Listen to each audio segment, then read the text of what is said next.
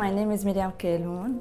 I am from Aleppo in Syria, and I just arrived in Montreal about 10 months ago. When people here in Montreal ask me where I'm from, I think the last thing they expect for me to say is that I'm Syrian or that I'm a Syrian refugee.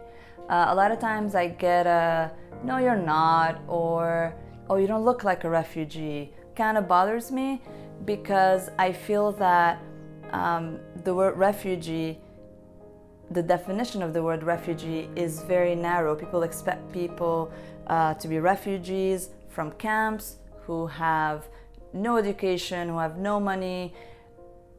And the fact is a lot of people are like that because they lost what they had. It doesn't mean that they didn't have a good life when they were in Syria.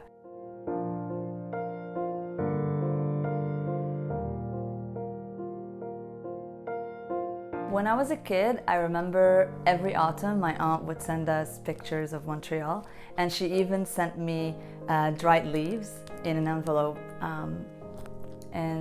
So for me, the one thing that I was always excited about when it came to Montreal was autumn. The first wave of immigrants, those who came in the late 19th century and early 20th century, were mainly peasants.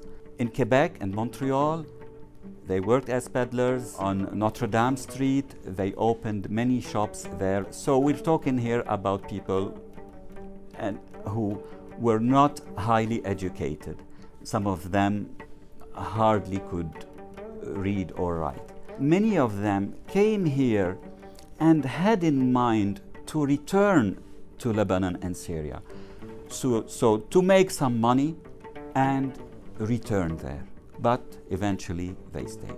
Another wave of Lebanese and Syrian immigrants came after World War II. What really pushed them to leave their countries were economic and political crises and wars.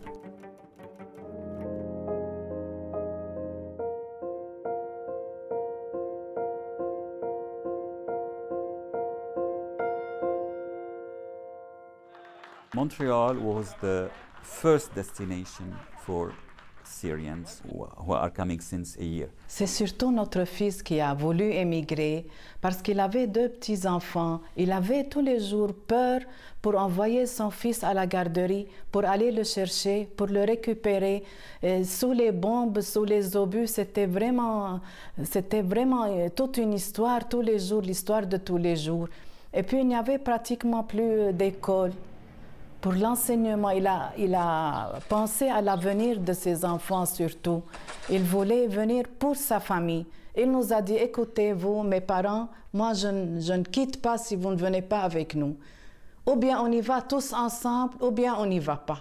On a choisi le Canada parce qu'on a ici des parents, on a aussi des cousins, des cousines, nos sœurs, nos frères et tout ça. Et pour la langue, c'est un peu plus facile pour nous que d'aller dans d'autres pays. Et surtout que le Canada a ouvert vraiment ses bras pour accueillir tous les Syriens qui ont besoin de venir, qui ont été obligés de quitter le pays, comme notre cas.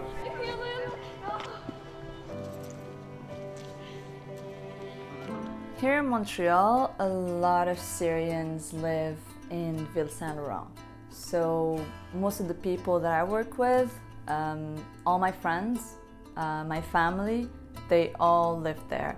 Others settled in Laval. So most of Syrians that I know live between these two areas. And that's why whenever someone tells me, oh, I've never met a refugee, I'm like, no, you probably did. If you're anywhere on Côte Vertu and around it, if you go to Adonis, if you go to Byblos, you've met a refugee. Like, we're everywhere now. Because a lot of us came family-sponsored, a lot of us stayed there. But not me. I wanted to stay as far away from the Syrian community as possible. I love going there to visit. I mean, I love going there every week to my family's place, you know, have a decent meal. But other than that, as far as my social life, I wanted to really integrate in the Canadian lifestyle. So I wanted to live in a really Montreal area. So I came to Plateau. On espère un bon avenir parce qu'on compte nous installer ici. Premièrement, c'est notre famille qui est réunie avec nos enfants et les petits. On est vraiment très optimistes et très heureux en même temps. Voilà.